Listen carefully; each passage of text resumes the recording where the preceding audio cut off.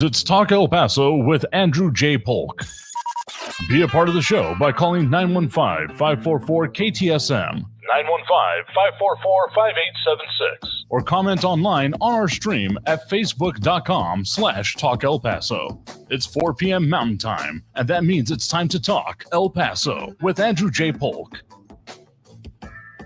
Thank you all so very much for joining us here for Talk El Paso, airing live on News Radio 690 KTSM. I'm your host, Andrew J. Polk. Thank you for tuning in, however you may be doing so, be it on air, online, live, streaming through the free and reliable iHeartRadio app, or joining us over on the various social media pages we're up on these days, facebook.com/Talk El Paso, the Talk El Paso channel over on YouTube, Twitter at Talk El Paso, or twitch.tv, Andrew J. Polk, whichever way works out best for you to be able to see the show, chime in if you so choose to do so, or just tune in general. That's the right place for you to be as we continue our dual missions to have live local talk radio here in the borderland, because damn it, I still think we deserve it, and I have seen nothing to dissuade me from that belief at the moment, but also to talk about the things going on and affecting us here in the borderland, because there's always something going on, and there's always a lot lately swirling around us. I mean, state, local, national, international issues, and we're going to delve into a good chunk of those here today, including some interesting reporting on aftermath of some of the recent international immigration issues, including those happening just south of the border of us here, now affecting admissions into this part of the country. Also, of course, those a little bit more in depth on what is going on with the former Moorhead Middle School site. Got a chance to look a little bit closer at it. Haven't got like a tour or anything yet, but some of the things being revealed so far of interest. But also when it comes to the city and involvement with all of that, they do have officially that election up and available for that special election, with the deadline for people to register for it in the end of this month, and then going on to the ballot in November for El Paso City Council District Number 2. Already a candidate on there, so a name that might be familiar to some, but also a whole lot more, including stuff going on in the, Texas legislature. That kerfuffle continues on apace. We'll check in on that one. But also up in the land of enchantment, we just passed one of those deadlines that was expected for the whole situation involving New Mexico Governor Michelle Lujan Grisham about, what's going on with guns generally. There's a whole lot more specifics there, but given that we just passed some of those deadlines, some interesting updates specifically about what is going to be happening there, and at the very least, some of the future potential action. So a lot going on here. A lot of people chiming in with us already, including Patriot Chick over on the YouTube. Thanks for chiming in over there, along with Ida Beza Gardner with the hi and the wave. Robert Haynes, for some reason in our system, the emojis or the GIFs don't come through that well, but I do see it otherwise that it's a hi. I just can't put it up on screen. But Mondo Monconda also with the yo, and Patriot Chick having some doubts about the immigration system. So let's just dive straight into that one. So there was some reporting that we referred to earlier from specifically El Paso Matters on how this was being set up and how it was going to end up being worked. So specifically referring to the reporting from the 25th of El Paso City Council votes to purchase Westside Middle School to be used as migrant shelter. And we talked about some of those numbers. We also have Sean Gardner joining us over on the social media. Good afternoon to you as well. So there's been a lot of specifics and specialities involved with all of this. This comes among other things as there was already shelter directors earlier, late last month, let's put it that way. And Mondo Monconda, you are correct about New Mexico, and we'll talk about that here in just a second, don't worry. But focusing just right off the start of the show, right off the bat, with the border security and immigration situation, there was previously, even before the final purchase was authorized by the city of El Paso for the, again, former Moorhead Middle School. I think they're just going to call it the Moorhead site, I guess.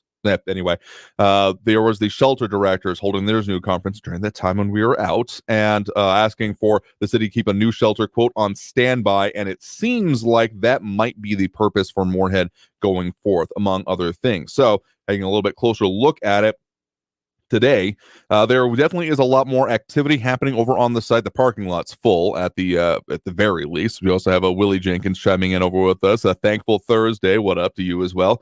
And so over at Moorhead, there's been like one of the telltale signs of construction, those big open, what are they? The roll-off dumpsters. Is that the right way to put it here? So yeah, that's been going on. But now the law enforcement presence has certainly been ramped up, and that is interesting if a little bit, well, the juxtaposition is more interesting than that, maybe because of the way it has been, again, referring to, as I often do, the El Paso, Texas.gov/migrant-crisis, the migrant situational awareness dashboard put up by the city of El Paso, specifically showing that when it comes to migrant shelters, as of the 9th, so earlier this week, am I thinking about it? Yeah, as of earlier this week, operations ceased at the nation's Tobin Recreation Center for any of these shelter-type services, and now solely over at Moorhead, though numbers have been coming down a little bit as of yesterday, tallying about just shy of 300 being housed in that area. So some of the more information coming out, particularly likely from the shelter directors from El Paso, that they were asking for something to be on because, sure, there is the whole, what I've referred to in the past as the microcosm of NGOs, nonprofits, faith-based organizations, etc., across it, including those that maybe not traditionally involved in this sphere, like the Opportunity Center for the Homeless and the Rescue Mission of El Paso, which those particular organizations having primarily a unhoused and destitute focus for those types of individuals in the past. So with the city bringing this online, there was at least part of the purchase that was discussed during the city council meeting back again on the 25th of the purchase for Moorhead is to have this as seems like it's going to be the standby shelter. So, and also Monica Cervantes chiming in saying that a friend being flown home from Jordan, almost home, so thankful. Very good to hear about that, because there are actually some local impacts. We'll talk about that here in just a little bit as well, because there have been some people, as is, I guess, not terrifically surprising, but unfortunate to hear about in any case, being directly impacted by the whole situation over in the Middle East. But we'll talk about that in a minute there as well. But glad to hear about your friend there, Monica. In any case, when it comes to, again, the shelter operations, driving by it right now, and I've seen off and on over the last few days now, a varying law enforcement presence, definitely El Paso police near like the entrances. If you've ever driven by Moorhead, honestly, it was not a very well laid out main parking lot area, I do have to say. Didn't attend it myself, but it never quite made sense to me. You kind of you have to basically pull a U-turn if you're heading like west on Mesa, and then you pull down and move around into the parking lot. It just seemed like a jam factory, and I'm pretty sure that's what it was anytime I did drive by it when it was in operation. So they've had near those entrances now at least one El Paso police unit, but also in some of the further back parking lots. It's a pretty extensive site, actually, for a middle school. I think, what is the estimation? About 7 acres. But actually on the grounds and in the parking lots, at least 2 Texas state troopers have been more or less there that I've seen so far. Haven't done by any means totally. RJ saying a referee there back in the day, and that is a goofy layout. I'm not saying that any school has like a really good road system.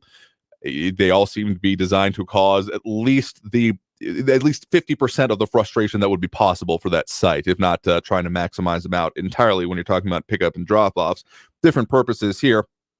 But in the purpose of this shelter, it has also been put forth as another animal shelter or that kind of operations. I guess that would be more on the permanent basis as opposed to the fluctuation, the ebbs and flows that we have been seeing with particularly the immigration situation. And it has been fluxing downward as of late. Again, the high water mark seen in the CBP encounters rolling 7-day average and in custody 7-day average, respectively, about 1,600 and then just shy or just under of 6,800, respectively, though they have come down more than half in either regard in recent days or recent weeks, I should say. So on the downward trend, but by no means over. So part of the way that the operation of this shelter is going on, at least has been put forth by, say, community advocates and specifically elected officials, including Mayor Oscar Leeser, saying that the people in the gym, specifically 400 to 500 people in the school's gym in the coming days, has been the immediate response.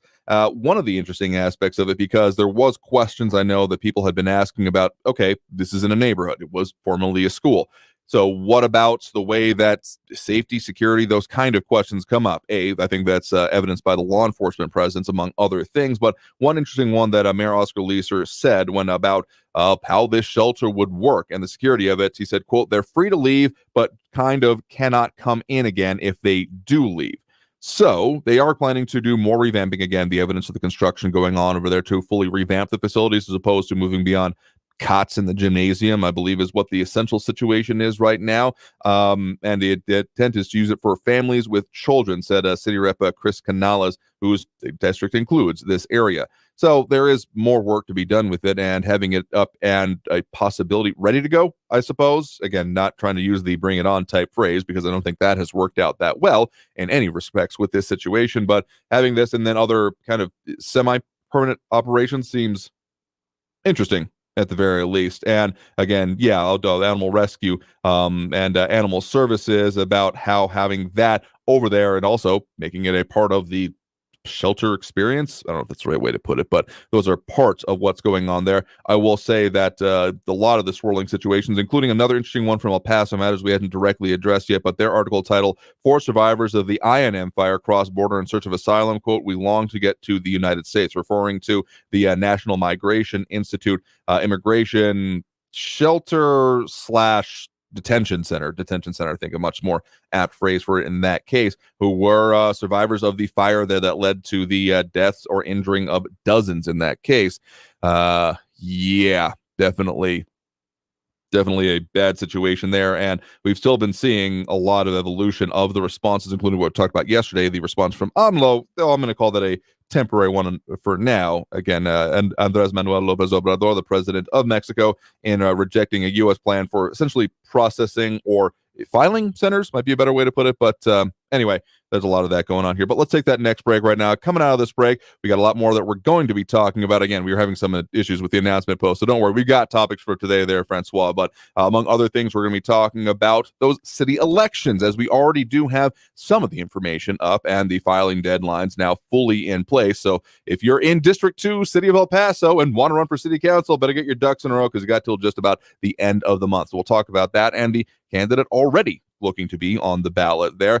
Also, yeah, there's some stuff going on with the legislature, those kerfuffles, both state and national, with a local or at least state involvement in it. So we'll talk about that here certainly as well. But taking that next break right now, coming back after this break, talking a whole lot more about the things going on and affecting us here in the borderlands. So if you want to add your 2 cents again over on the social media, one of the better ways to do so. But in the meantime, phone calls a little bit later, and stay tuned. More Talk El Paso after this break here on News Radio 690 KTSM. Stay tuned.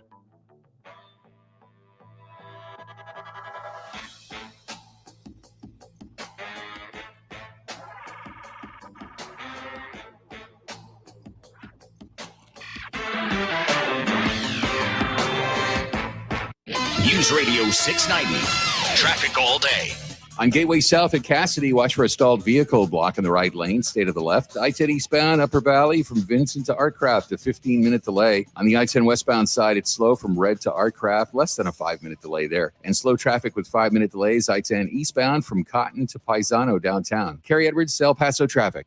These days, high prices are forcing Americans to make hard decisions. Do I buy the toothpaste or the toilet paper? We have a better way. Inflation compensation. $1,000 price bustin' prize. Be listening for your shot to win a grand. Inflation compensation on News Radio 690 AM is brought to you by Mazer Security Systems, providing El Pasoans state-of-the-art protection and peace of mind for more than 30 years. This report is sponsored by Lowe's. Get the appliances you need right away at Lowe's. Explore the largest assortment of brands you trust in-store or online at the best values. Plus, take advantage of their everyday financing offers. Lowe's knows home improvement, subject to credit approval. This is an important notice to all U.S. taxpayers who owe the IRS back taxes or have unfiled tax returns. Due to the financial hardship many consumers are facing, recent IRS initiatives are now in effect that can provide financial relief to struggling taxpayers. If you owe the IRS $10,000 or more, you may not be required to pay it all back. You or your business may be eligible to have a significant portion of what you owe eliminated, or for special resolution programs. Community Tax has a relief hotline for consumers to call to learn what savings, programs, and tax reductions you may qualify for.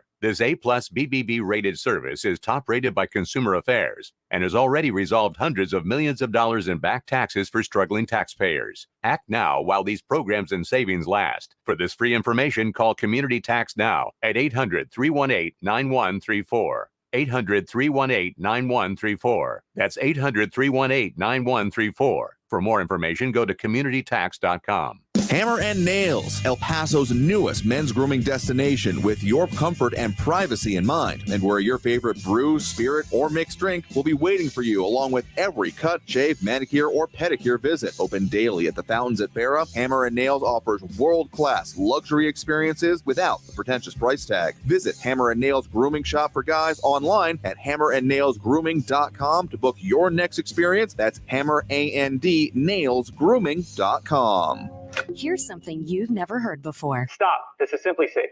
Introducing 24/7 Lifeguard Protection, only from Simply Safe Home Security. Now, monitoring agents can see and speak to intruders through our new indoor camera to help stop crime in real time and for fast police response. Get 20% off any new system with Fast Protect monitoring at simplysafe.com/radio. Advanced Home Security, 24/7 professional monitoring for less than $1 a day. There's no safe like Simply Safe. News Radio 690 KTSM El Paso. Live from the KTSM AM 690 studios, it's Talk El Paso with Andrew J. Polk. To be a part of the show, follow on Facebook at facebook.com/Talk El Paso. Now here's your host, Andrew J. Polk.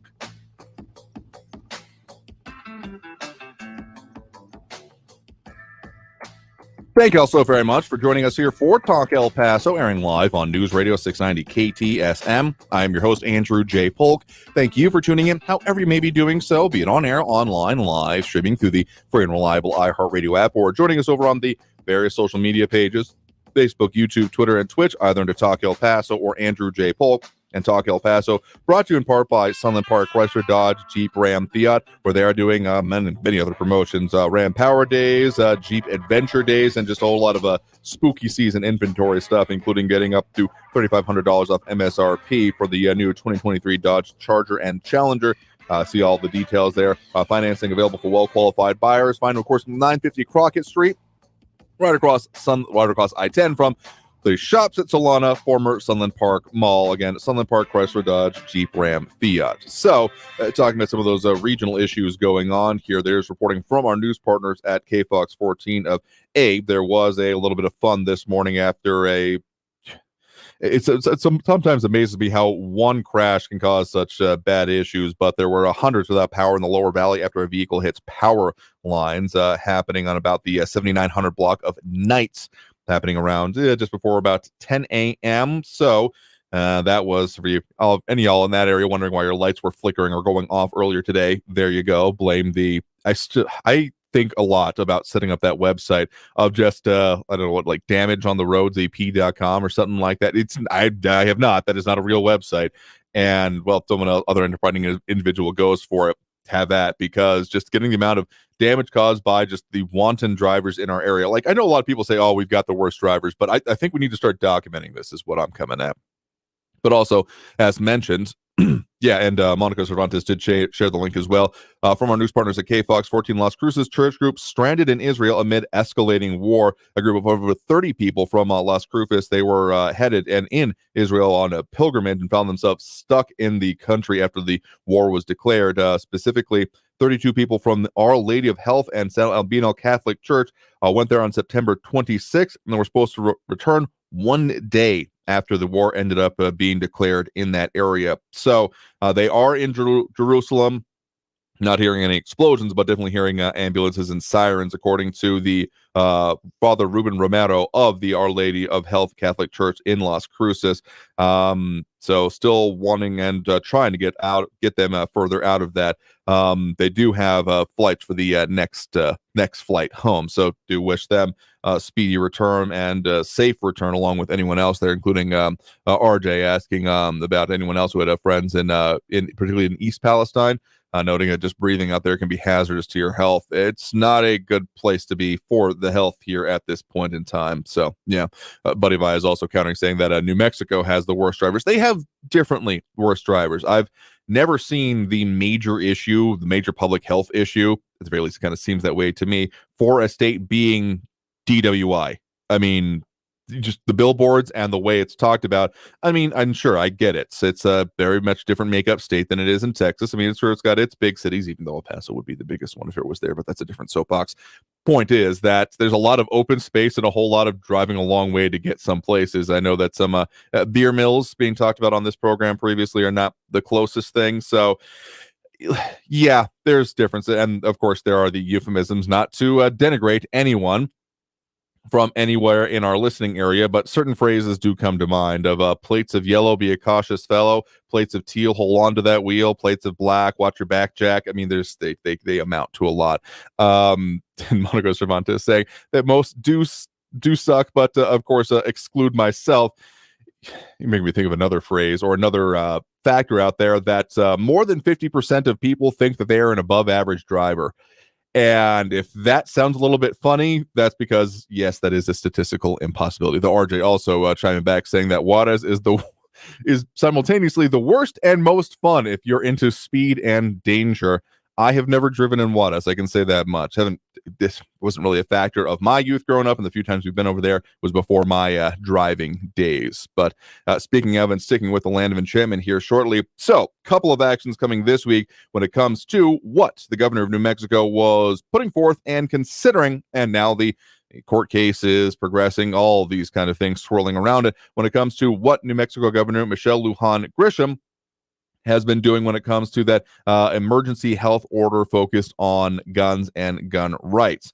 Noting specifically that she is, as of this week, defending her approach to doing this and saying that statistics on recent firearms seizures reduced reports of gunfire in Albuquerque metro area and uptick in jail bookings as part of this, and why she has now, among other things, actually extended the order, even though there has been more court actions on there as well. So specifically from Reuters, their headline, U.S. judge upholds suspension of right to carry guns in some New Mexico parks, because that was effectively the way that it had been reconfigured by the governor there in New Mexico, by making it less of a in public overall to being specifically on parks or effectively places where children are present. That's, I don't know if that's the totally right way to end up characterizing it, but on the rest of the questions, and still intending to, among other things, the governor saying on Tuesday, specifically, she had a responsibility to explore opportunities for gun-free, quote, safe spaces, end quote,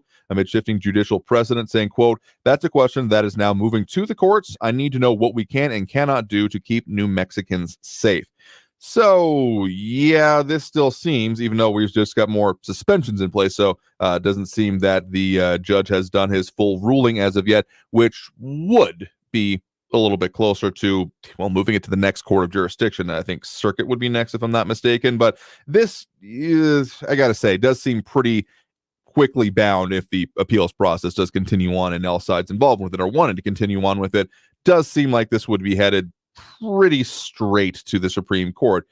And at that point, I have to say, given my amateur court observer status and others that do pay a lot more attention to it that I've spoken with, given the status of the courts, its makeup, and its most recent decisions, as is noted by, among other things, many of the national bits of reporting on this, there has not been necessarily a whole lot of, I don't think the governor is going to find success in that line of argumentation going on in there. And so, yeah, but in any case, there's still more pending on this. Yeah, the restrictions and the changes coming to it, and there has not been an immediate response. But the governor has said previously, quote, I'm going to continue pushing to make sure that all of us are using every resource available to put an end to this public health emergency with the urgency it deserves. So basically, it still continues apace with the waiting to see what'll actually happen with these decisions, since the suspension is basically just what's in place right now. I'm sorry. Yeah. In any case, other comments coming in, including on the, like everyone thinking that they're the only good driver on the road here. Dorley's Tour saying, if everyone drove like me, we would all be happier. And Buddy Vaya saying, I'm the only person who knows how to drive. Sure. Okay. Let's, so we'll just get all our Ubers from you then. Is that how this will be work here? Anyway, we got a lot more to talk about here, so let's go ahead and take that next break right now. Coming out of this break, we'll talk a bit more about what's going on in the Texas state legislature as, that kerfuffle definitely continues on and more commentary coming in. But we also got a lot more, including, City of El Paso elections. We've got the November election, which is not directly the city. There are a couple other specifically local, I think the aldermen and some of the municipalities around of our area. But we do have a City of El Paso City Council election coming up now, which we do have those deadlines coming up and some hints, or at least one definitive filing so far for that race. But in any case, let's go ahead and take that next break. Coming out of this break, getting more of the comments and getting close to those phone lines. So stay tuned. More Talk El Paso after this break here on News Radio 690 KTSM. Stay tuned.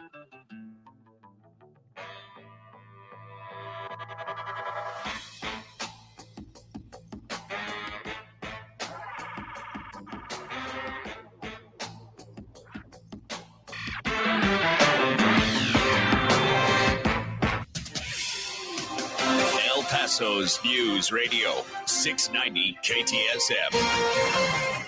I'm Fidel Moreno Mesa with your CBS 4 News Update. A new concert and entertainment venue will be built in Sunland Park, New Mexico. The owners of Independent Nation and the city of Sunland Park held a groundbreaking ceremony on a Wednesday morning. The concert and entertainment venue will be located on the border of Texas and New Mexico, adjacent to Sunland Park Racetrack and Casino. The event center will be called Nation Entertainment Complex.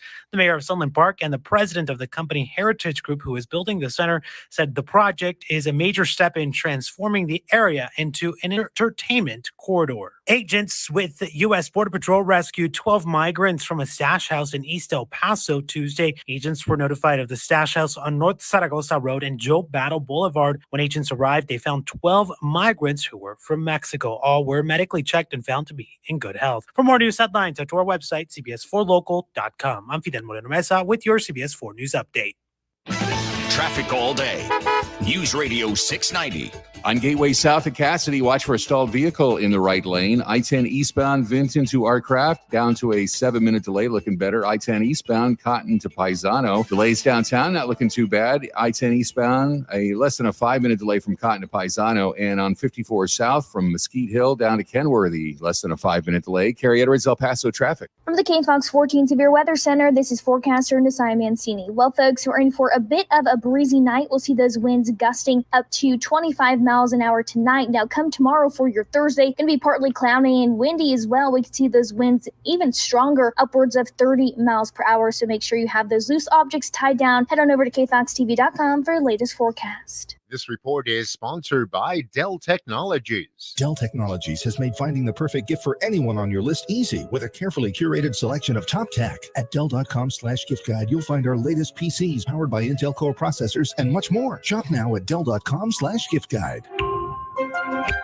Prescriptions require an online consultation with a healthcare provider who will determine if appropriate. Restrictions apply. See website for details and important safety information. Subscription required. Price varies based on product and subscription plan.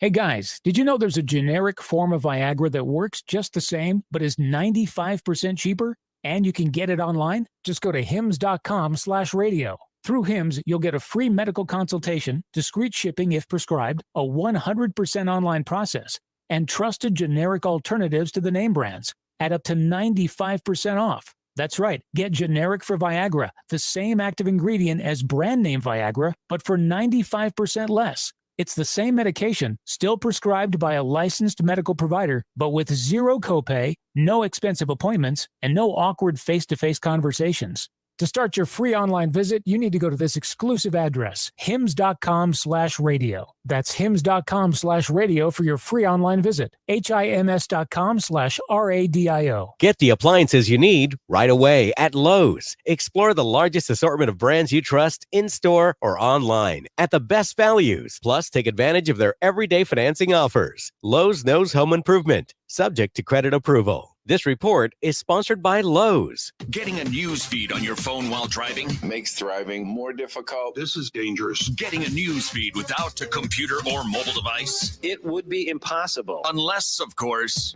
you get your live news feeds at the top and bottom of the hour. It's easy. Traffic and weather all day. It's as simple as that. Trending stories tend to change. Every minute of every day. Twice an hour, we'll feed your curiosity. Stay informed. Shouldn't we listen? They're hungry. News Radio 690 KTSM. El Paso's News Radio 690 KTSM. Live from the KTSM AM 690 studios, it's Talk El Paso with Andrew J. Polk. To be a part of the show, call 915-544-KTSM or follow on Facebook at facebook.com/Talk El Paso. Now here's your host, Andrew J. Polk. Thank you all so very much for joining us here for Talk El Paso, airing live on News Radio 690 KTSM. I am your host, Andrew J. Polk. Thank you for tuning in, however you may be doing so, be it on air, online, live, streaming through the free and reliable iHeartRadio app, or joining us over on the various social media pages we're up on these days, facebook.com/Talk El Paso, the Talk El Paso channel over on YouTube, Twitter at Talk El Paso, or twitch.tv, Andrew J. Polk. A lot of commentary chiming in from him from all of those avenues. So whichever works out best for you, if you want to do that, or just, tune in, hear the show, see it if you want to, because apparently I make interesting facial expressions. But otherwise, and we do have some graphics that come up here, particularly when we have interviews or things to demonstrate. So it's always worth going back and taking a look at it if you got the chance to. Just don't do it while driving. No phone in the hand with the wheel between your knees kind of actions. If you got a passenger, sure, fine, they can do it, but just be safe out there. We've been talking about the roads enough already. Don't be adding to it. That's the last thing I'd want this program to do, is be at all adding to what is going on the problems on the roadway. Though, Patriot Chick saying, stay home, and I'm going to take that set of emojis as meaning party, with drinking being the major factor going on there. In any case, and also one other thing being said, a question for Patriot Chick over on YouTube as well, saying that I did have a friend that was able to get out of East Palestine, saying that there's a lot of debris, and specifically referring to a black thick suet substance everywhere, and the smell was horrific, ending up leaving all her stuff and moving back to El Paso. And RJ saying, heard some things like that. Never get all the full story, but hope she gets over her stuff. Lungs are more important, and stuff can certainly be replaced. And I did realize I misspoke right now, y'all, on the situation in New Mexico when it comes to the Mondo Moncada got me there, was saying roads copia. I know. Listen, sometimes we got people who don't know the full area. It's better than what was the worst one I ever heard? La Union or something like that. Anyway.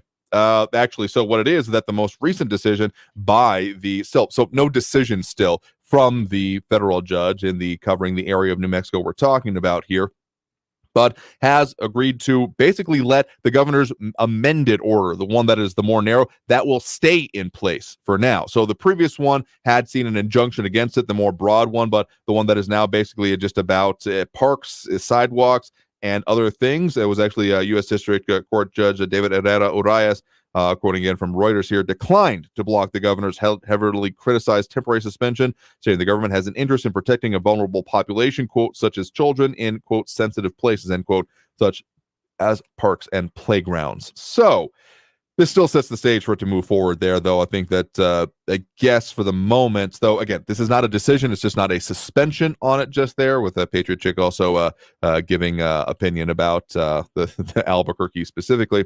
There are still the lawsuits pending, of which this is a part of it, I think would be pretty fair to say. So, we still got more kerfuffle that's going to be happening on this one. So it does look like, at the very least for the moment, the governor's, the governor, Michelle Lujan Grisham, up there in New Mexico, her plan to pare down the order and make it more specific has worked for the moment. But again, we'll see. And and it was the AP that notes that this standoff is one in the wake of a U.S. Supreme Court decision last year expanding gun rights as leaders in politically liberal-leaning states explore new avenues for restrictions, specifically referring to the case, the actual site of it being... missing the actual citation of it. Okay, I'll find that one here in just a minute. But in any case, there's still a lot more going to be happening on there, and so check out for the court cases going. And on the question about how is my sleep going, I think that at least some of the word choices or confusion I've had today is a little bit evidence of the sleep situation. But one thing that we have, of course, been keeping up on has definitely been the Texas legislature, of which it has...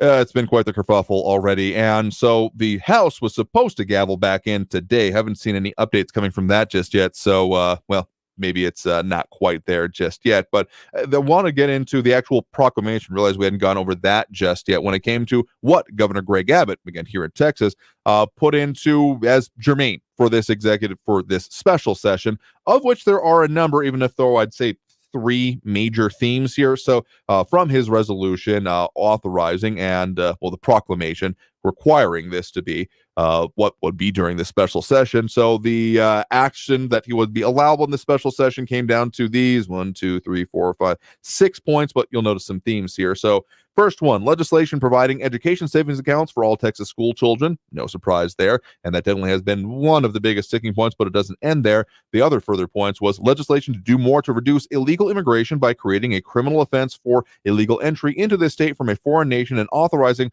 all licensed peace officers to remove illegal immigrants from Texas. Number 3, legislation to impede illegal entry into Texas by increasing the penalties for certain criminal conduct involving smuggling of persons or the operation of a stash house. Number 4, legislation to impede illegal entry into Texas by providing more funding for the construction, operation, and maintenance of border barrier infrastructure. On that note, there has certainly been more than a little bit of what I would call crowing from the governor's office, at least on his official social media accounts, about Texas building border wall, and that, paraphrasing here, saying, glad that the federal government is willing to join us in this effort.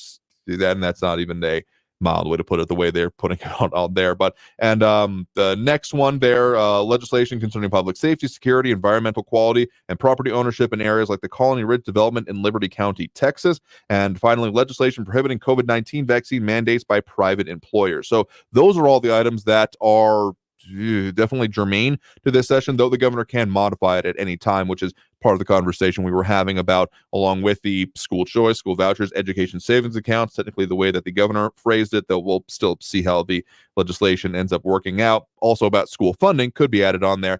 And it is interesting because some conversations all already being talked about, as Willie Jenkins put it, asset forfeiture. Again, the technical term and the, federal legal term being civil asset forfeiture. And a question coming up a little bit earlier is with John Brazelton saying that Texas needs to pass legislation to seize property used as a stash house for drugs or illegals. And I mean, that would be the category of covering it. So civil asset forfeiture, we've talked a little bit about this in the past, and I will say fairly that I am very dubious about the program overall, because the way the law is structured in the United States is that, innocent until proven guilty, certain actions can be taken.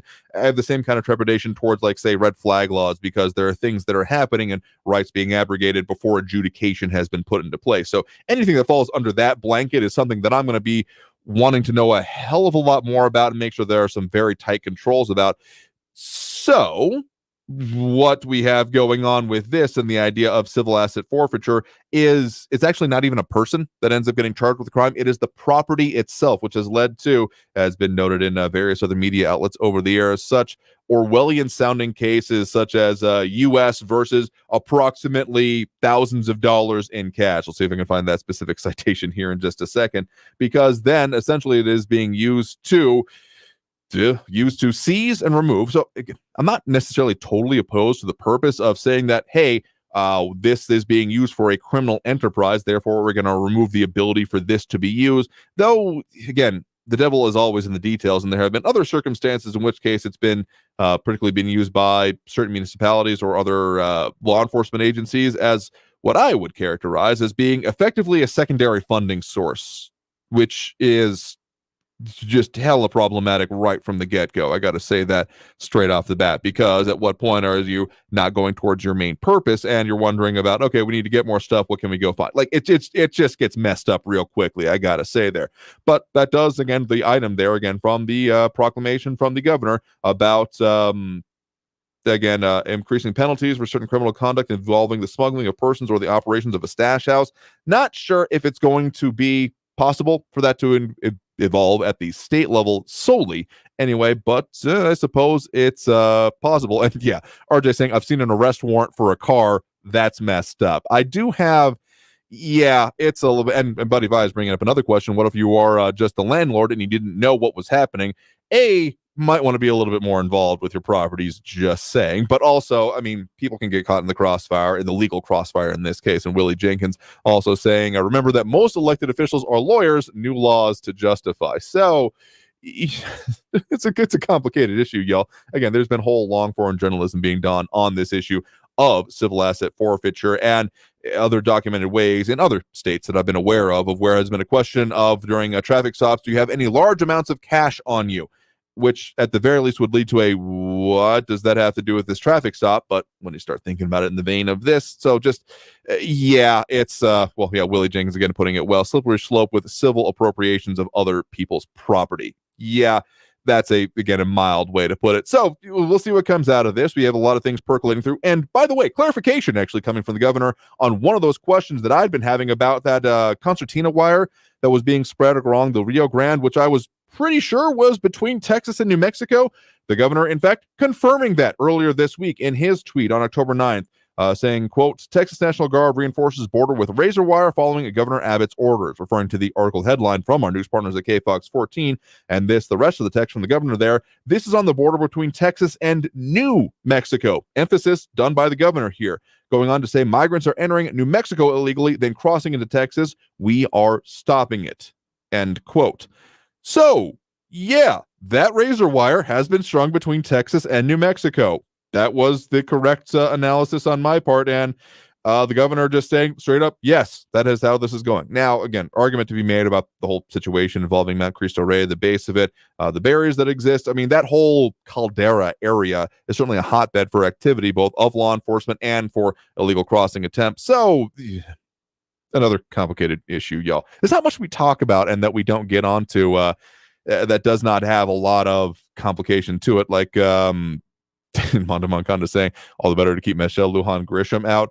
That's getting into a different kind of political warfare that we haven't quite seen just yet. And Buddy Bias asking, did they get rid of Abbott's floaties? Again, not present in our area, so was not a part of that particular operation I was just talking about, but I do believe the court cases continue apace on that one. Still in place for the time being, and frankly, even if there had been an injunction or an order in the meantime, okay, again, I would recommend highly anyone just go take a glance over at Governor Greg Abbott's Twitter. It's at Greg Abbott _TX, because there has been quite a lot of crowing about border barrier, like literally 123 hours ago. Texas has built miles of border wall to stop illegal entry into our state and our nation. We'll continue to do so until Joe Biden secures the border. So, and then 2 hours ago, new section of Texas border wall going up in Cameron County. Texas is the first and only state in the U.S. history to build our own border wall. So, I don't think it's going away anytime soon, or at the very least without a whole lot more push coming to shove, either legally or otherwise. Anyway, we got to take that next break right now. Coming out of this break, we'll talk a little bit more about some of the local situations, again, haven't even fully gotten into. That local election, city council seat coming up for grabs here shortly, but yeah, we got, we'll go into those phone lines as well, because we're due for that here now as well. So if you want to chime in, add your 2 cents that way, the number to call is, of course, 915-544-5876, 915-544-KTSM. Back after this break with more Talk El Paso here on News Radio 690 KTSM. Stay tuned.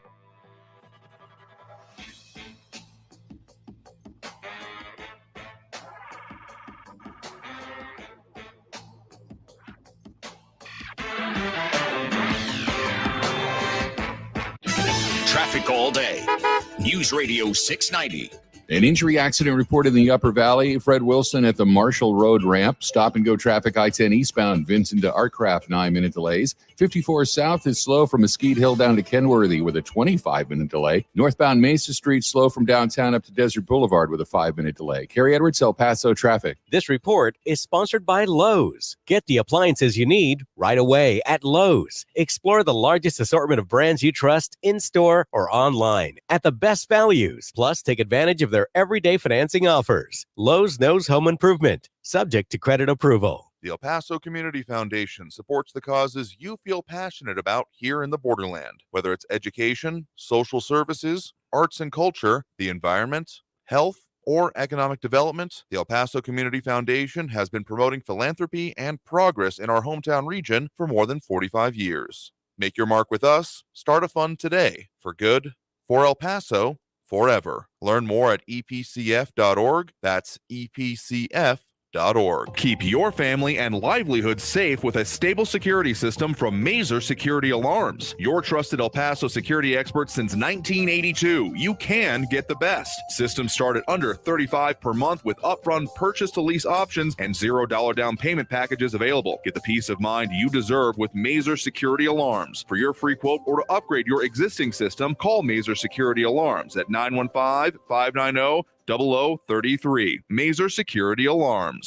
Every day, you breathe in thousands of microscopic germs, allergens, and viruses. Don't let these invisible invaders make breathing through your nose impossible. Flush them out with Navage. Navage uses powered suction to pull saline in one nostril around the back of the nose and out the other nostril, helping flush out all the nasty things that make you miserable. Nearly 4 million people use Navage to breathe better, snore less, and feel healthier. People like Cindy, a verified Navage user who writes, "I've had such awful nasal congestion for the last couple of years. I bought Navage and OMG, I can breathe again. I love this thing. Goodbye, Neti Pot. Hello, Navage." End quote. If you suffer from sinus congestion, allergies, or snoring, then Navage is the safe, drug-free solution you've been looking for. Navage is at Walmart, Walgreens, CVS, Rite Aid, Target, and Navage.com. Navage. Navage. Clean nose. Healthy life. Hey, if you're thinking of getting the latest iPhone, you need to stop and check out the wireless offer from Boost Infinite. For more, just pick up your phone and dial pound 250 and say Boost Infinite. That's pound 250 and Boost Infinite. You'll have the option to receive a one-time auto-dialed text message from this station's network.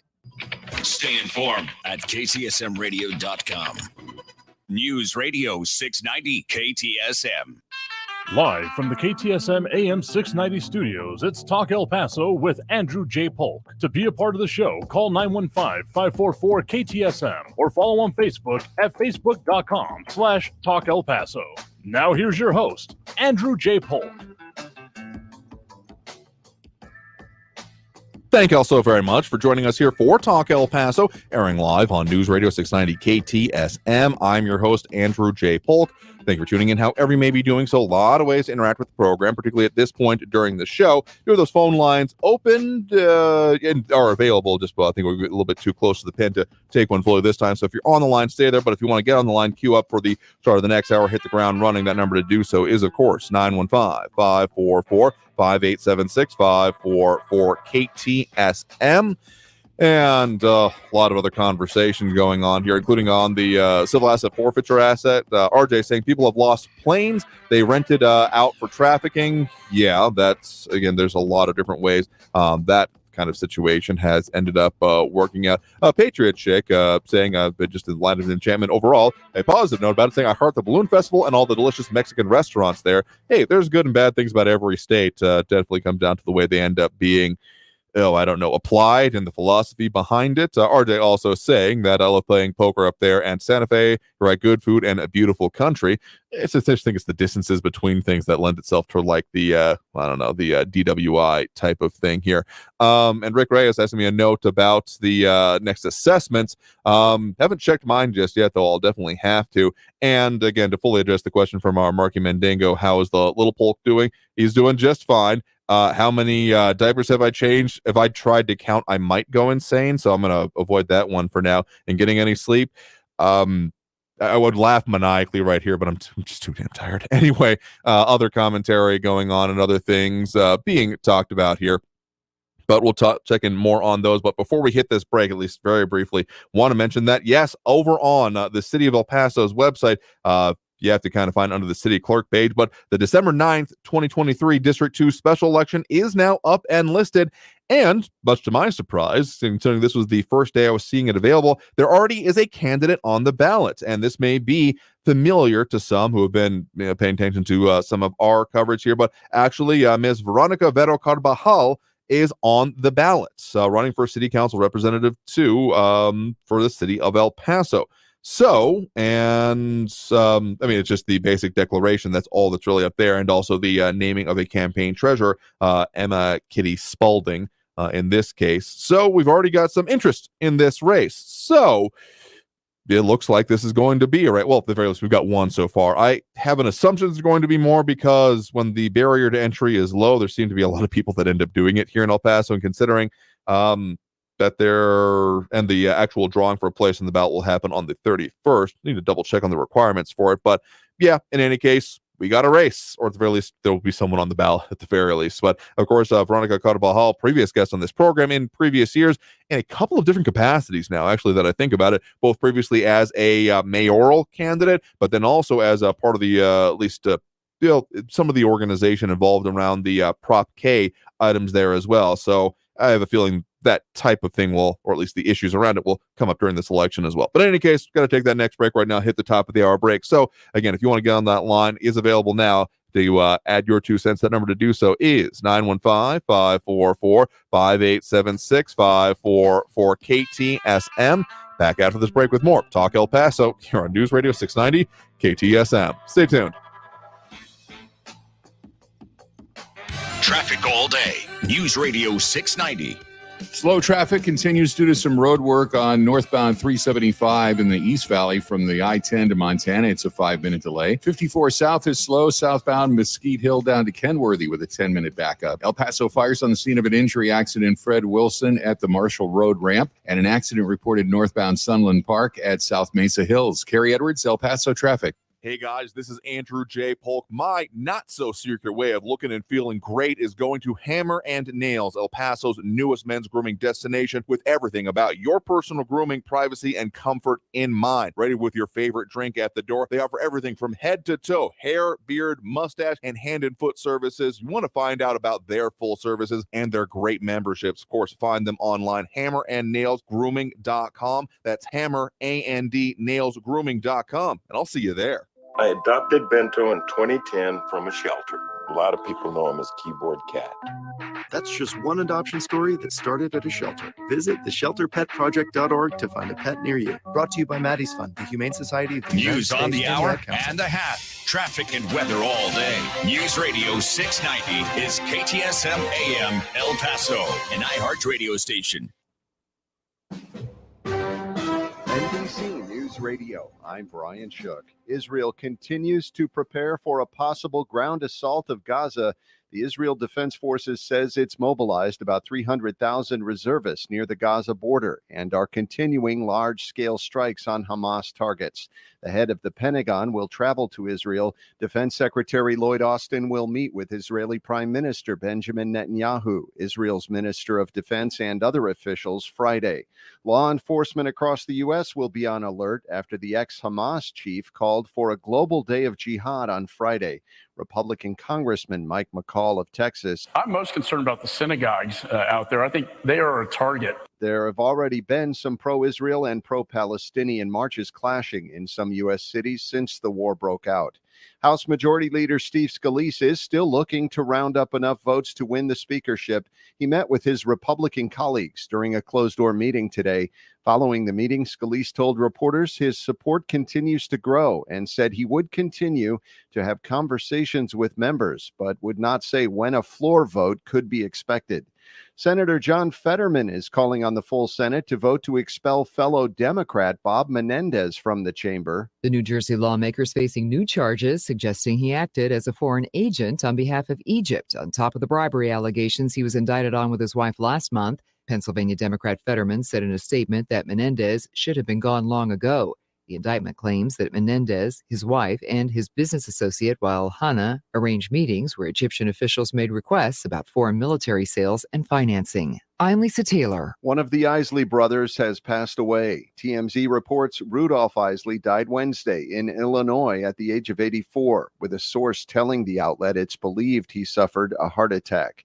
You're listening to the latest from NBC News Radio. Identity theft, cyberbullying, and abuse are just some of the dangers your child or teenager faces when they use the internet. The Voices of Privacy initiative is aimed at parents with discussions concerning events that can happen when children surf the web. WDBJ reports 2 Virginia Tech professors are the ones that started the program, and they hope to bring awareness to the risks of children having access to the internet. The responsibility of child safety ultimately falls on the parents, and the program founded founders say it's important to manage children's information and not allow certain things to be posted. The two professors plan to travel across the Commonwealth to cities where they can share their information and empower parents to take control. I'm Rebecca Hughes. Prices were up in September for a variety of goods and services.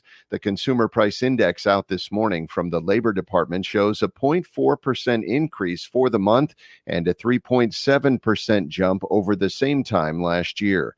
Bree Tennis has your plan for dinner. Today is National Gumbo Day. We've been eating gumbo since the 18th century. It's a stew using meat or shellfish with the Holy Trinity, celery, bell peppers, and onions, but it does not have to have okra. Its origins are a mix of French, African, Spanish, and Native American, and there are gumbo rules. Get that roux nice and brown, no tomatoes. The ratio is 2 parts gumbo, 1 part rice, and you have to eat it out of a bowl. I'm Bree Tennis. The first trailer for Prime Video's Christmas film, Candy Cane Lane, is being released.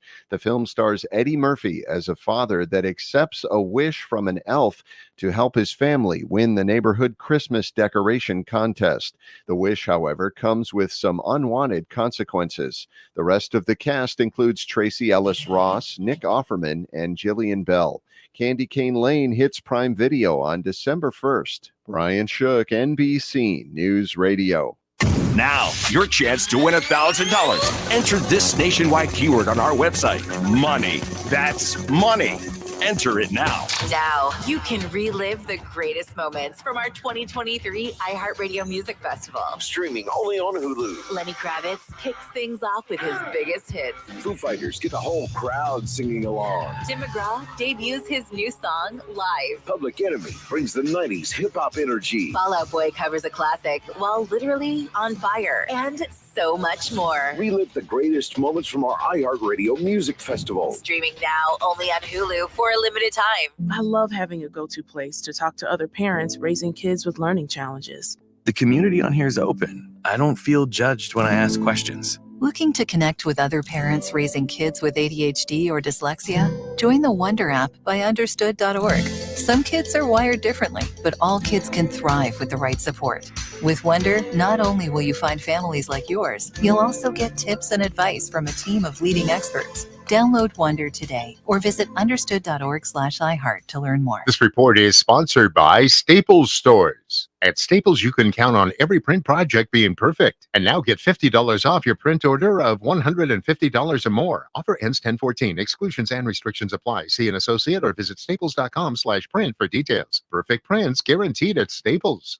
I'm Curtis Fitzgerald-Jackson. And I'm Charlie Webster. The podcast Surviving El Chapo, the twins who brought down a drug lord, returns for a second season and picks right back up with Pete and Jay Flores taking their first steps on U.S. soil after turning themselves in to the U.S. government.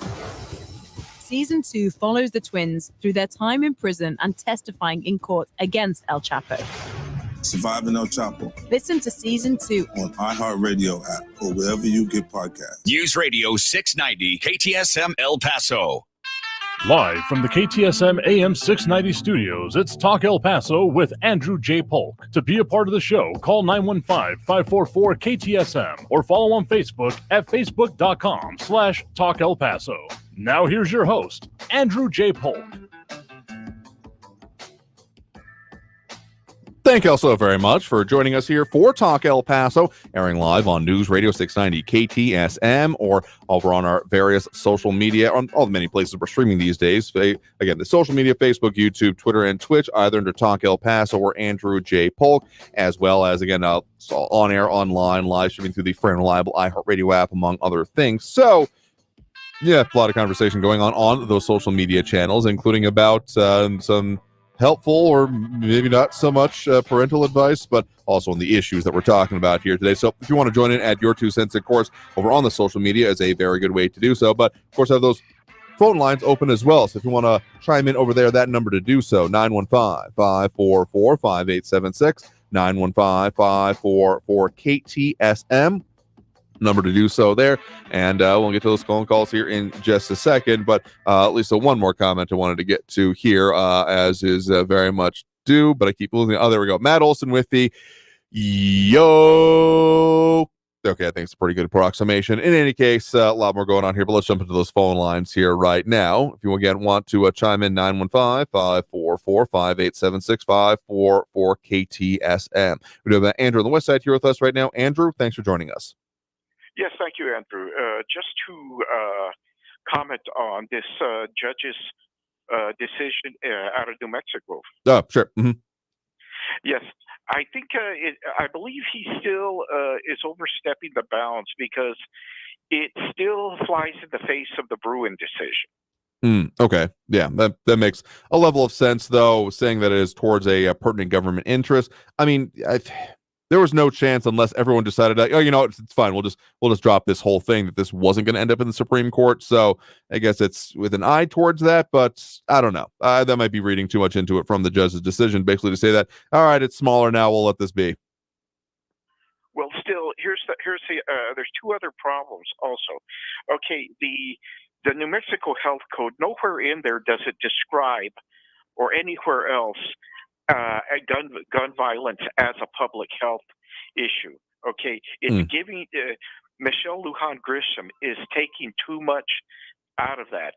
In other words, painting the canvas with a broad brush. Yeah, and you are right that that Bruin decision, the one that I was trying to find the exact site for, and it's New York State Rifle and Pistol Association Inc. et al. Versus Bruin, Superintendent of New York State Police et al. So that's where we get Bruin spelled Bruen as the shorthand for that decision there, being noted by, among other things, the actual decision, the 135 pages of it. But some of the shorter citations of it are being put as effectively overturning a New York law requiring a permit to carry a gun, declaring it unconstitutional. So there's still a lot of fallout, because that one came out, what was that? 2021, which in court terms is brand new.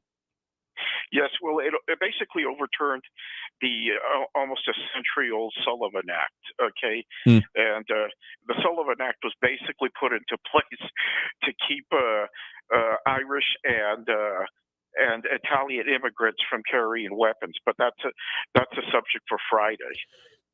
Fair enough, though, again, as germane to these discussions on the laws and the way they are and the interplay we're seeing with the state politics that we're dealing with right now. So the fact that the federal judge in this case has now said, no, not going to put a suspension on the order as it currently exists.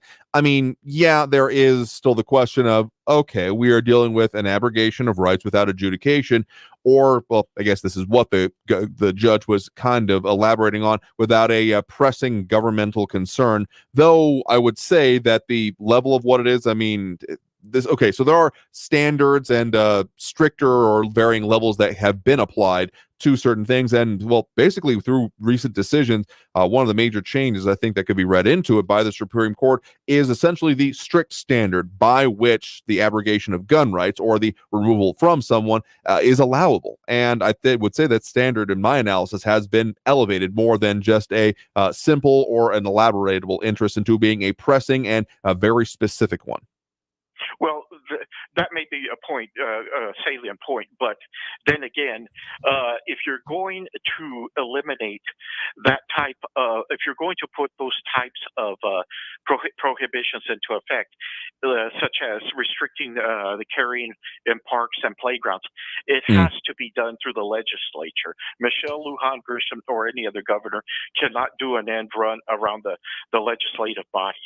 And that is a very valid point as well, I would say. I mean, that was, at the very least, you could read most of what came down to the political problem. I mean, ended up working out in his favor overall, don't get me wrong. But Governor Greg Abbott, during the last election cycle, I mean, sure, there was the whole O'Rourke thing and stuff like that, but there was still significant challenges from within his own party, essentially trying to find any bit of daylight between the governor and his otherwise and erstwhile conservative base at that point. Again, It did not end up working out, but pretty much most of those challenges, if not all of them, could be sourced as being cited directly as coming from effectively what he was putting into place back in 2020 and early part of 2021 before the Texas legislature came back into session, primarily surrounding pandemic restrictions, policy, etc., that he was putting into place without. You would have thought that he might have considered bringing back even like virtually or somehow the legislature to pass some things, but that was not the tact he took. That led to, I mean, there were certain phrases that went around, a whole lot of interplay with our local elected officials, among other things, as people may recall. But more specifically, there were some of those phrases such as King Abbott came out of that time frame. So, I mean, not exactly an apples to apples comparison, not trying to say that it is, but in terms of dealing with public health orders without having legislative authority backing behind it, well, there is a little bit of similarity there. Well, either way, whether it's New Mexico or Texas, you cannot do an end run around the legislature. That's why we have the separation of powers, both at the state level and the federal level. Oh, no, certainly. And that's part of the reason is so that, I mean, the whole entirety and the purpose of we have the separation of powers, checks and balances, et cetera, is to prevent the complete centralization of power within any one particular branch so that it can't be that, well, we feel like doing this today, so buckle up, everyone, this is what's happening, even though, well, in both of those cases or sets of circumstances we were describing right now, either currently again in New Mexico or in previous years here in Texas, which I would say that, okay, Governor Abbott has again easily survived those political challenges, though I would say that some of that legacy lives on in at least some of the rumblings that you hear about maybe other future challengers, et cetera, things like that, coming from primarily his tact and tangent he took towards that. So, yes, having safeguards in place. There's a video I keep seeing is popping up on my social feeds of a very interesting speech from a former Supreme Court justice about parchment declarations and how the actual structure of things ends up being the most important, because you can say that you have all the rights in the world, but if you have no way to actually back it up or keep them in place or protect them, then, well, all it is a piece of paper at that point in time. True. Now coming to this side of the border, El Paso County, I was reading just yesterday this gun buyback program that the county commissioners put in place. Yes, so that was voted on. Was that September or like late August? Within the last couple of months, and now looking at actually happening down at Escalante on I believe it's the 28th of this month. Well, I was laughing yesterday because one of the they're giving $150 for any handgun. So much money for what is it? $50 for a non-working firearm. Correct. Okay, and which is asinine. Okay, it's supposed to be no questions asked. Number two, $200 for a so-called assault rifle. Okay, well, definition of assault rifle is a fully automatic weapon by standard terms, and most registrable weapons are going in the neighborhood between $10,000 and $15,000 if you can afford to purchase them and register them. Now, if they're talking about just AR-15 or standard AR-15s, there's no way in hell that I'm going to trade in a $500 AR-15 or even a Colt rifle, which they're in the neighborhood of between $1,500 and $2,000. There's no way I'm going to trade either one in for $200. I don't have the big S on my forehead. Yeah, I mean, I will say that, again, that whole definition of what they are working on with assault rifles, I think it's going to go more with the legal definition that has existed in certain states, not Texas, mind you, but other ones has come forth, mostly being on the features of the rifle as opposed to its core functionality, because, any civilian legal and transferable fully automatic weapon does not go for even the parts that would technically make it available to do so that are serialized. And not to get too deep into the weeds there, I'm not aware of any that go for less than like low four figures at the very least, if not five figures and on up. But in any case, point is that, I mean, this is not intended to be an economic incentive, well, a minor economic incentive. The way that the county has talked about this being positioned as is to take things off the street. So if someone's got something and they're in a situation that they want to get out of, that kind of a thing, the idea of getting rid of particularly youth violence. I mean, the incident that happened over at Cielo Vista Mall in the food court area in recent time frames is not directly cited as part of this, but certainly pretty easily to read between the lines as being one of the motivators for doing this, about just trying to get it off the streets. Now, again, the efficacy of the idea overall is certainly debatable, and we'll see how this event goes, because this was not even supposed to be a one-off, but a series of at least 2 or 3 events to be happening throughout the near to medium time frame, I do believe. Well, which definition are they using? The federal assault weapons ban has expired in 2004. Texas does not have a definition of an assault rifle. They have a definition of what a machine gun is in the penal code, but there's no definition of an assault rifle. So legally, how are they constructing this? And that opens this up for challenges, and also because this is taxpayer money that could be going elsewhere. We're funding immigrants, we're funding this and that, and then we're spending taxpayer money on something stupid. This could go into overtime for the constables and sheriff's department rather than a stupid gun buyback program.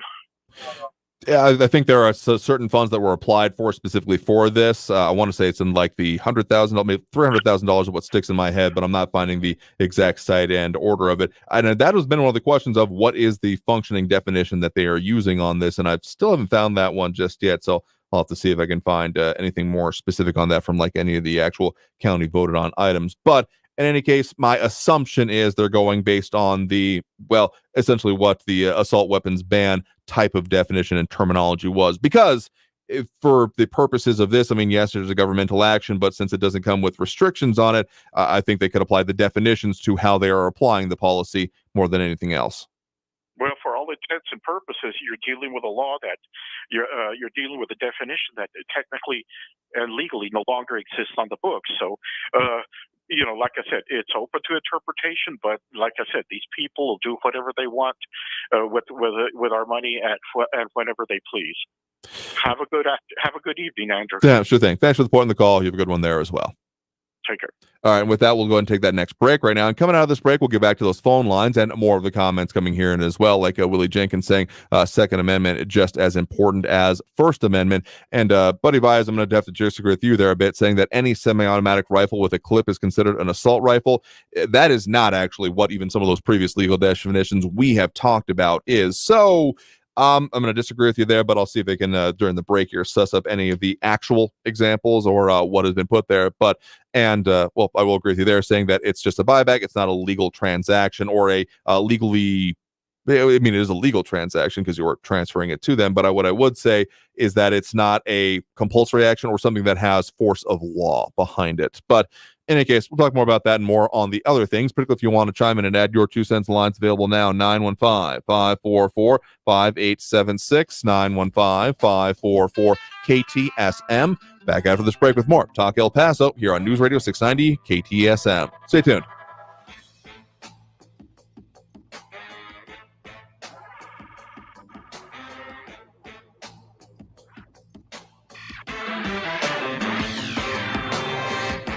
Hammer and nails. I am definitely looking forward to my next appointment with one of El Paso's newest men's grooming destinations, because I am getting very woolly over here in the time that it has been taken up in my life recently. So getting in there, getting let's go ahead and call it pampering, because I could really use a good shave, a good cleanup of the beard, and definitely getting this mane maintained, and all the other services they offer there as well, including little head-to-toe coverage from, again, the haircuts, beard trims. They even do beard and hair camo, if that's your thing, if you're in that stage of your life. But also they do facial services, hand, foot, everything that you need to look and feel your best, and doing it in a very comfortable and private atmosphere. You get right at the front door with your favorite drink. I usually do it in the morning, so I'm sticking with the coffee. But if you want a cocktail, they got a great whiskey selection or mixed drink of your choice, or brew. They got it right there for you here. So to find out all of their details, simple answer, simple way to find them. Go online, hammerandnailsgrooming.com. That's hammerandnailsgrooming.com, and look up the El Paso location to make your appointment.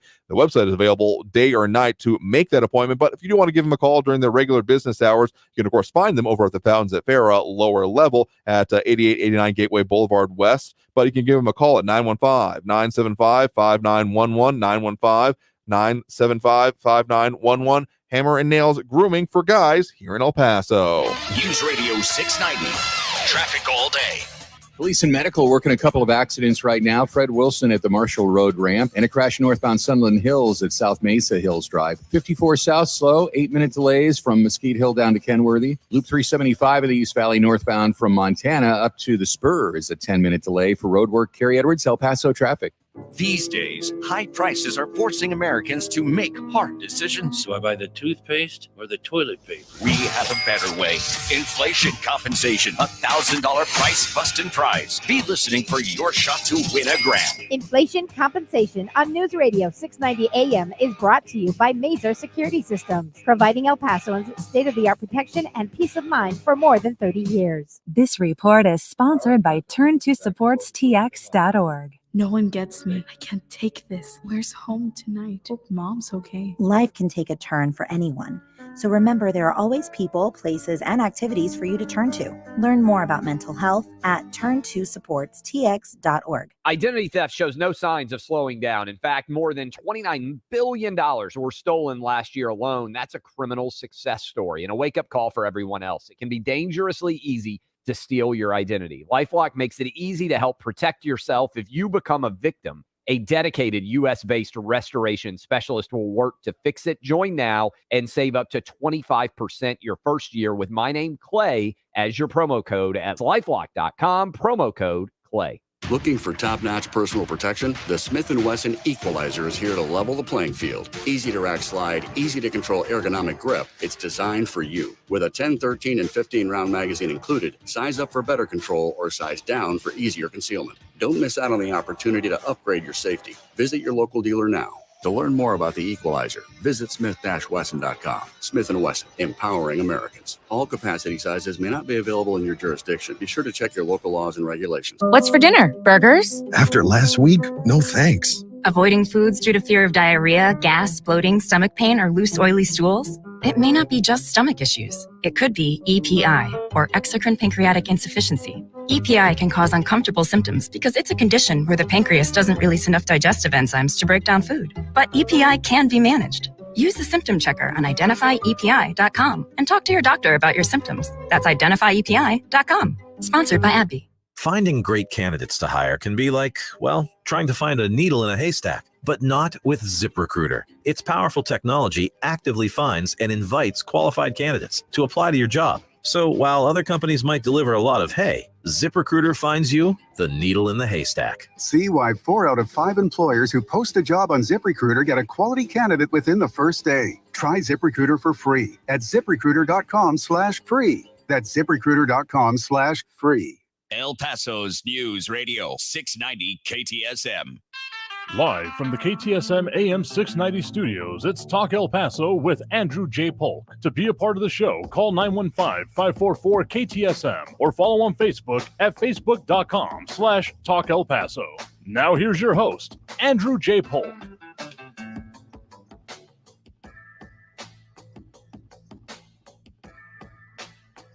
Thank you all so very much for joining us here for Talk El Paso, airing live on News Radio 690 KTSM. I am your host, Andrew J. Polk. Thank you for tuning in, however you may be doing so, be it on air, online, live, streaming through the free and reliable iHeartRadio app, or joining us over on the various social media pages we're up on these days, facebook.com/Talk El Paso, the Talk El Paso channel over on YouTube, Twitter at Talk El Paso, or twitch.tv, Andrew J. Polk.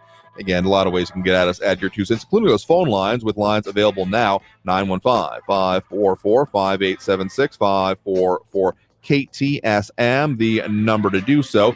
And we got some calls we're getting to there here in just a second. But, okay, just since we got definitions and questions coming along with it right now, did want to give a couple of things. So, one of the conversations going on with Buddy Bias saying that when it comes to assault weapons, that it says it depends on the velocity of the bullet it fires, and giving the example of a 22 rifle and that an AR-15 and 223 fire the same size bullet. Okay, they're very similar. I mean, 22 versus 223, the amount of powder behind it certainly is a difference, but actually velocity does not have anything to do with, okay, if we're going to refer to the previous assault weapons ban, the one in 1994, the one that was in place in the United States, velocity and even caliber size had nothing to do with it, because the way it was actually, I mean, there was a number of specific weapons that were banned by name, but I mean, some of them, including like the some infamous ones like Tech 9s were completely illegal by name and by the name, and or things like Uzis, which among other things do not shoot that same thing. So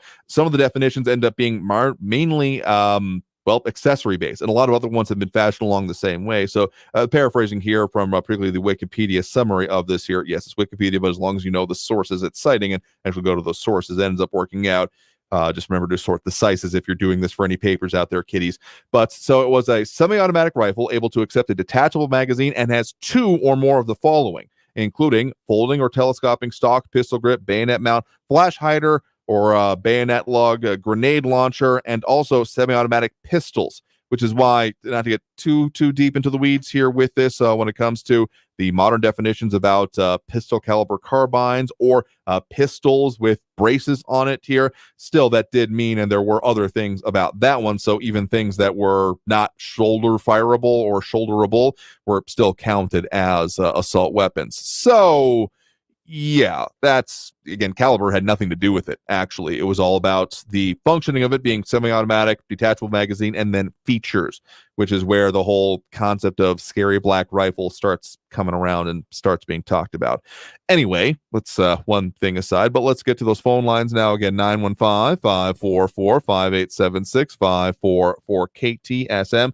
We have Frankie and Messi on the line with us here right now. Frankie, thanks for joining us. Oh, I absolutely love it. This New Mexico district judge went and supported our great governor, Michelle Lujan, and her brilliant thought process that there should be no weapons whatsoever in children's parks or just parks in general. And obviously she's talking mostly Albuquerque because some kind of nut jobs up there going nutso with their weapons and stuff. But I'm big on that. I think that is so great. There's nothing wrong with that. Yeah, I'm a big supporter of all our amendments and stuff, Second Amendment, responsible stuff. Mm-hmm. Gee, that's the problem. I don't see where the problem. You cannot, not you, I'm talking the universal you, cannot have a weapon in a children's park or just a general park. What is that? I don't get that. Answer me that question. I think I got most of that. You might have been breaking up there for a second, Frankie. But so on the idea of having it in a children's park, I mean, there is the concept of gun-free zones that exist, particularly when it comes to certain educational institutions, of which I know that there is people who also take issue with that concept here. But I would say, particularly since this is not the way the governor started with this. I mean, this is the pared down of the much more expansive order for basically any public places, sidewalks, rights of ways, etc. And again, the governor's purpose here was, I mean, sure, there is as always is a part of this kind of thing. So what about, won't someone think of the children, among other things? I mean, yeah, that is very much a part of this. And I wouldn't necessarily celebrate just yet, because all we are talking about at this point, so frankly, for anyone involved, invested, or concerned about this issue, there's still a lot more to come, because this has not been a decision from the judge about is this allowable or not. Basically, all he said was, though you could be argued that a leaning is shown through this, is that it is not something that an immediate suspension or injunction will be put into place onto the order put place by the governor. The legal issues of, does the governor have the power to do this? Is this germane to what the office has allowable, to the oath of office, any of that, or any really ruling on any of the lawsuits that are therefore coming to this and therefore creating this action? Besides, okay, the governor in doing that, yeah, she started off of this, but the reason that the judge is weighing in on this is because of the lawsuits that have then been filed, basically alleging that this has been major overstepping of her power as governor. None of those issues have been decided as of yet. There had been basically stays put into place until yesterday, but now the judge coming in and saying that, or was it Tuesday? In any case, the judge coming through and saying that, well, I'm not going to stop this one for now. That's basically all it is. That the most important part of that phrase being there, the for now. Okay, I get that. I mean, just setting aside all the ins and outs, different machinations and different thought processes, I'm just looking straight down the avenue here. I mean, you got a park with little kids, their moms, and maybe some dads, I don't know.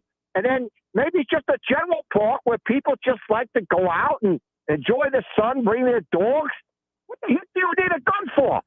That's what I have no problem. Bring all your AR-15s, AK-47s, plus your MAGA red hat. Bring every gun you want to a Donnie Doofus congregation. I have no problem with that. But as far as a park for little kids, there's no reason. And that's my ending comment. So, I mean, I get what you're saying and the idea of it being in mixing here, but, well, from the other perspective, and people have talked about this in our program, a phrase that comes to mind here is that if I could carry a cop, I would, but until then, I'll choose to take care of my own safety and security. So, I mean, okay, I take my own issue with the people, and I mean, they have their rights to do it and kind of things, but like the open carry, maybe not the demonstrations, people doing protests, that's one thing.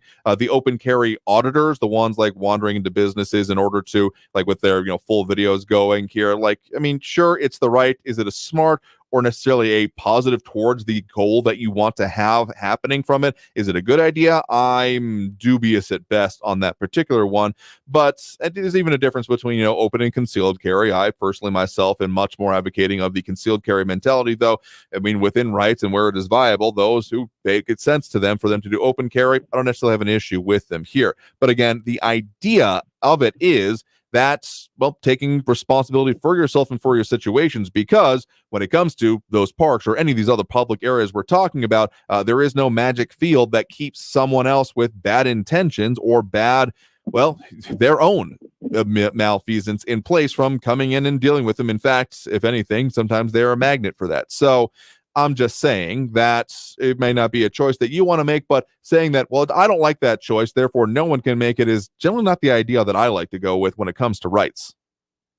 No, I'm just, my ultimate thought process on this is I think it's so stupid. This is beyond normal human thinking. I mean, okay, this is not the Wild West. All right, we got problems with people wanting to shoot people for all kinds of stupid reasons, but there's got to be a different solution that everybody is walking around with some kind of iron on their hip. It's so stupid. Now, the only thing I carry on me is some cash. So when I go to the bar, I can buy a beer and a shot of whiskey. I got nothing else. And if I had to go to my bar and saw some nut job with iron on his hip, there's no way in the world I'd be going in that bar. I mean, this is so stupid. It's ignorant. It's nothing but blasted ignorance. And that's my ending comment. Fair enough. Well, appreciate the port and the call. You have a good one there.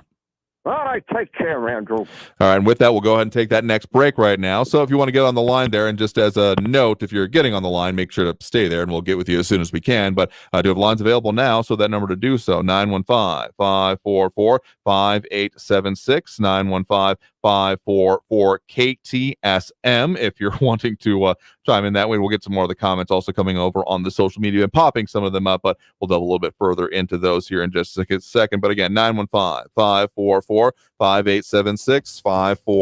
915-544-KTSM. Back after this break with more Talk El Paso here on News Radio 690 KTSM. Stay tuned.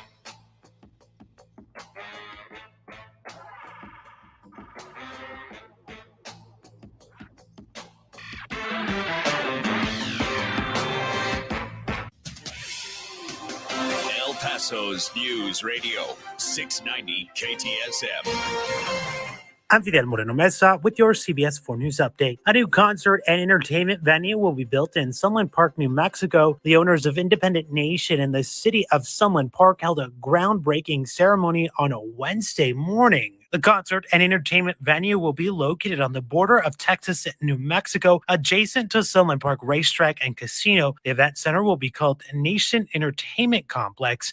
The mayor of Sunland Park and the president of the company Heritage Group, who is building the center, said the project is a major step in transforming the area into an entertainment corridor. Agents with the U.S. Border Patrol rescued 12 migrants from a stash house in East El Paso Tuesday. Agents were notified of the stash house on North Zaragoza Road and Joe Battle Boulevard. When agents arrived, they found 12 migrants who were from Mexico. All were medically checked and found to be in good health. For more news headlines, head to our website, cbs4local.com. I'm Fidel Moreno Mesa with your CBS 4 News Update. Traffic all day. News Radio 690. I-10 eastbound at the loop in the lower valley, an accident involving a couple of vehicles blocking the left interchange ramp. A crash reported southbound Rich Beam at Zaragoza. El Paso police responding to an accident railroad at Threadgill. Loop 375 northbound is slow from the I-10 to Montana with 5-minute delays. Kerry Edwards, El Paso traffic. From the KFOX 14 Severe Weather Center, I'm Chief Meteorologist Brad Montgomery. The good news for our Friday, we're looking at a cool start, lows down into the 50s and 60s with lighter winds, and we're going to see lighter winds for tomorrow as well, along with cooler temperatures, high around 81 degrees for tomorrow. As we look at your weekend, partly cloudy Saturday, a little warmer, high around 84. We'll see mostly sunny skies for your Sunday, high 87. From the KFOX 14 Severe Weather Center, I'm Chief Meteorologist Brad Montgomery. Hello, everyone. This is Robert Olguin with your KFOX 14 News Update. Hundreds were left without power in the lower valley this morning. About 800 customers were affected by the outage, which was reported at about 10 a.m. A semi-trailer hit one of the distribution poles on the 7900 block of Knights. No injuries were reported. A Las Cruces man has been arrested and charged with several child sex crimes. Officers arrested 60-year-old Curtis Powell. He is charged with criminal sexual penetration and criminal sexual contact of a minor. An El Paso man has been arrested and accused of stealing more than $50,000 from an elderly couple. Officers arrested 44-year-old Jesus Rodriguez. Officials say that the couple, an 88-year-old and 92-year-old, reported to police that Rodriguez had used their money in their bank account without their consent in February, and investigators say Rodriguez took $56,000 over 3 months to pay off his credit card bills. This has been your KFOX 14 News Update. I'm Robert Olguin. This report is sponsored by Lowe's. Klein tools are new at Lowe's. Right now, get the new Klein 3-piece Modbox mobile workstation exclusively at Lowe's for just $319.94. Because Lowe's knows tools.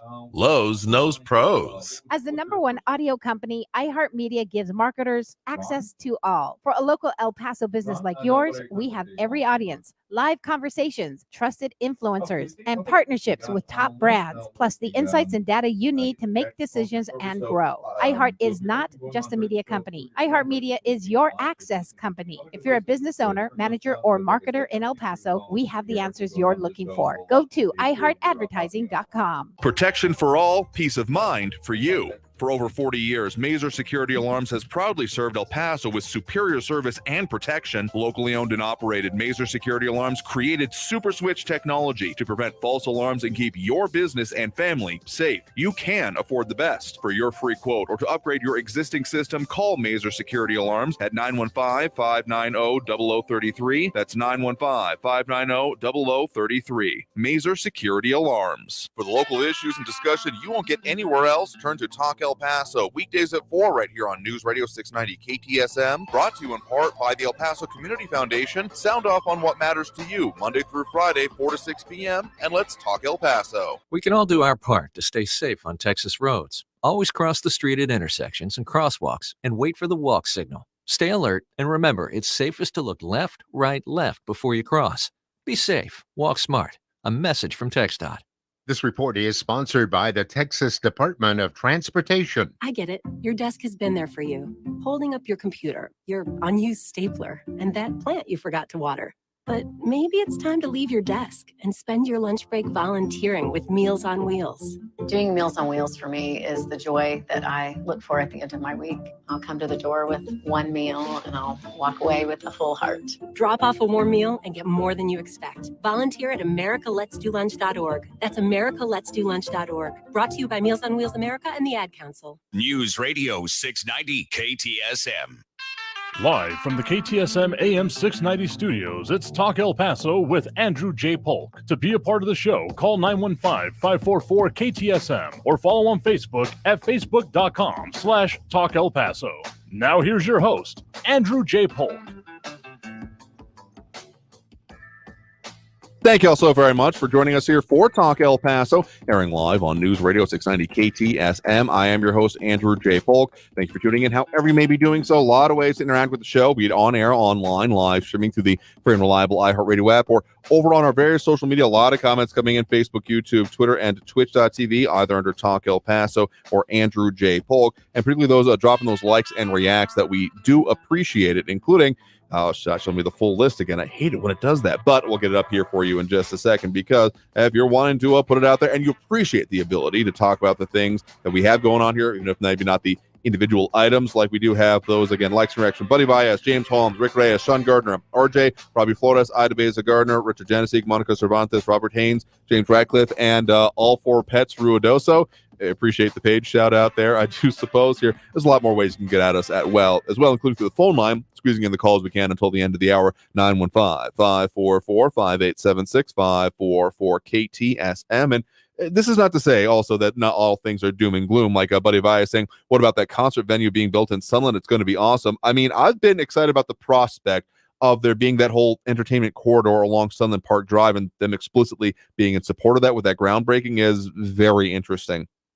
We'll see how that works out, but that's one of those long decades, if not generational long kind of efforts that's going on there. But also to the question about, again, the for this County of El Paso, the gun buyback event, there's went through the documentation that is available online anyway, and there is no clarification on what assault weapon means from there. Our news partners over at KFOX 14, in their article from set of articles from earlier this year, of course, but this was actually back in August already. Yeah, El Paso County Commissioners approved funding for gun buyback program. In that article, they do have the full list of the full documentation that was provided during the item discussion of previous ones, how it could work. And one question that was coming from there about the funding source from this is that specifically this would be coming from up to $300,000 of El Paso County American Recovery Plan Act, or American Rescue Plan. I don't know what keeps saying recovery with that one. Rescue Plan Act funds, and would be going to 2 to 3 gun buyback and community-centered gun safety events. But unfortunately, it doesn't have any more of the definitions when it comes through those. And also in other ways, Ed Clore saying can't hardly wait for the traffic in Sunland Park. They might need to be doing some work on Sunland Park Road and other things like McNutt, the connections with Donovan, which kind of are in progress, but to really see that coming along was definitely going to need to be dealt with a lot more. But let's go back to those phone lines, squeezing in what we can before the end of the program. We do have Joe on the west side here with us right now. Joe, thanks for joining us. Hey, Andrew. Good afternoon. How are you? Doing all right there. What's on your mind?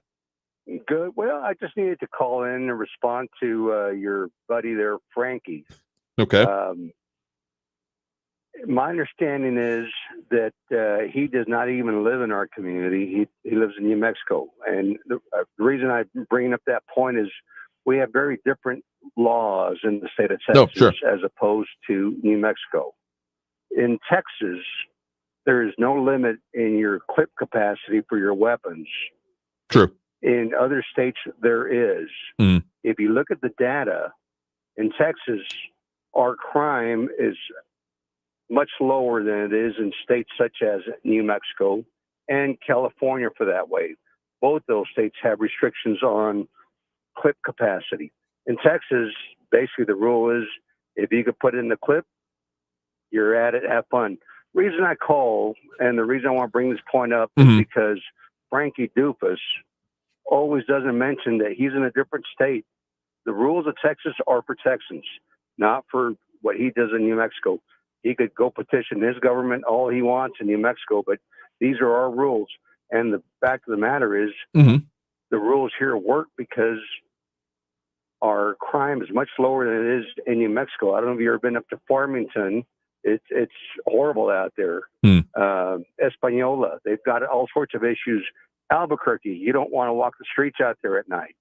That's their problem, and they need to look at why it's happening and why they're not enforcing their laws. But I've been a federal officer for 18 years.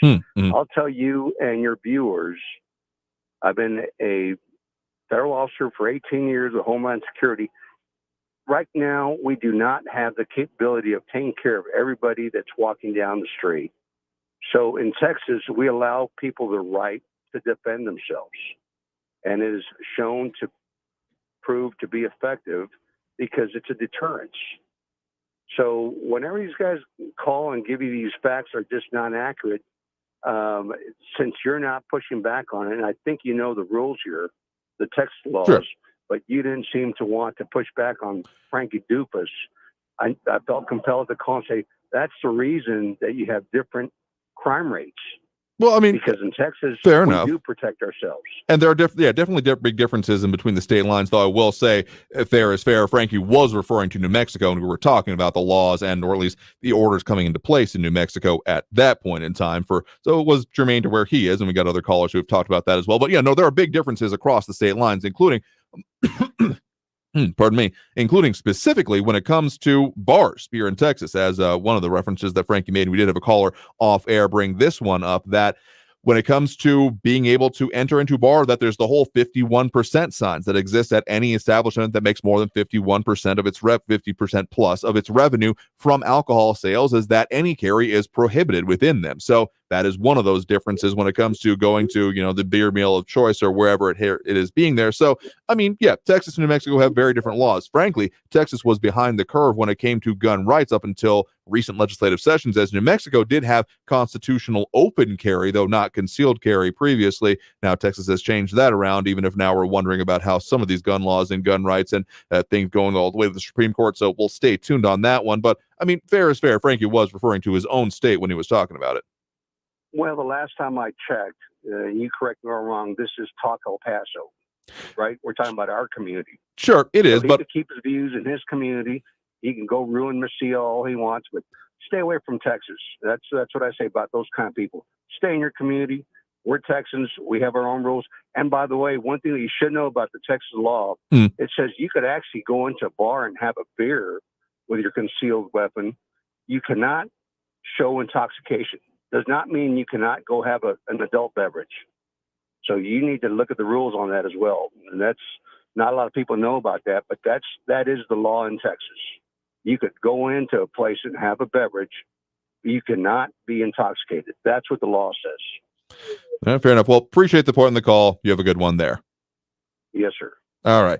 And okay, we have time for at least one more here. And just to read the sign here, so, I mean, if that's your perspective on it, I'll say the way that the sign that is required to be on Texas, again, ones that notice it is unlawful for a person to carry a handgun on this premise, including a person licensed under whatever of the government code. So I'm just reading off the sign there. So that is my understanding of that one, the requirement for a TABC for alcoholic beverage retailers that derive 51% or more of its income from the sale of alcoholic beverages for on-premises consumption. So again, that's just reading off the sign there based on that. Anyway, we got time for at least one more call on the line here. We do have Ron in a TRC on the line with us here right now. Ron, thanks for joining us. It's always good to listen to your show. You have a lot of information that's well worth listening to. Yeah, appreciate it. What's on your mind? Our governor is trying to take a lot of gun issues in perspective, and the trouble is that after watching what happened in Israel, we can afford to not have our guns. That could happen to us as well, and that's a really important issue. There's 900 or 1,000 people murdered in their beds because they didn't have a gun in their house. They don't own guns in the houses. And so they had to call the militia, you might say, or whatever they call them, and have them interfere. But it was already too late. But in the United States and in Texas and New Mexico, we have guns, and we make sure we keep them. For that reason alone, we're not going to have all these people coming in. In fact, we're having a lot of them. And the trouble is, we don't know what they're doing. We don't know if they're training. We don't know anything. So we need our guns. And them guys trying to take them away, we can't afford to lose our guns. Because especially now with all these foreigners coming in, and we don't know what they're going to do or what they're doing if they got guns, or that they're even selling drugs to our children. It's a shame that we have all this going on, and it's time for a change from what we have in Washington, D.C. with the president. And our governor is trying to do the same thing. It's time for a change. Well, again, we'll see what happens with this current one. We got, more immediately then, because, with talking about D.C., we get straight into 2024, or the primaries coming up in the early part of next, well, it's all 2024. But, in the time frame of what will happen with this particular executive order, public health order for the land of enchantment, I think that there are some eyes on it here, though I gotta say, if this were to, not a thing that will be or that it even should be, but if this were to be something that is then given the stamp of approval by any of the further courts, including the Supreme Court, that would open up one hell of a kettle of worms, a can of fish, or I'm missing up my phrases here, in terms of, okay, so wait, we can do public health orders for policy? Awesome. And that I think people can figure out based on insert state here and issues that have been coming up with it, how that might end up looking. I mean, I can imagine it happening with guns or climate change or immigration or other public health orders in other ways. So pick an issue, and if you're able to then shoehorn it into a public health order, that just is a whole other can of insert undesirable substance here that I think would have quite the reckoning coming along with it. I have one little thing, Sure. And that is that what if somebody, maybe the deep state, they bought, I don't know how many billions of dollars of bullets and guns. What if they start handing them out? We don't know. We don't know what they're up to. They have been anti-United States in many ways, and it's time for a change there too. Because what if they handed these people that come in from other countries? Do we know what they're doing? They may be in training over here. We don't know. They're right next to a base. Are they training over there? We don't know. Anyway, it's always good to talk to you. I appreciate your help. Yeah, sure thing. Appreciate the point in the call. You have a good one there. All right, and with that, we got to take that next break right now. Coming out of this break, of course, we're getting on the cusp of, this week has flown by. Getting on the cusp of Friday here, y'all, but I'll tell you a little bit more about what we're working on for you for future interviews and topics on the show there as well. So stay tuned. More Talk El Paso after this break here on News Radio 690 KTSM. Don't go anywhere.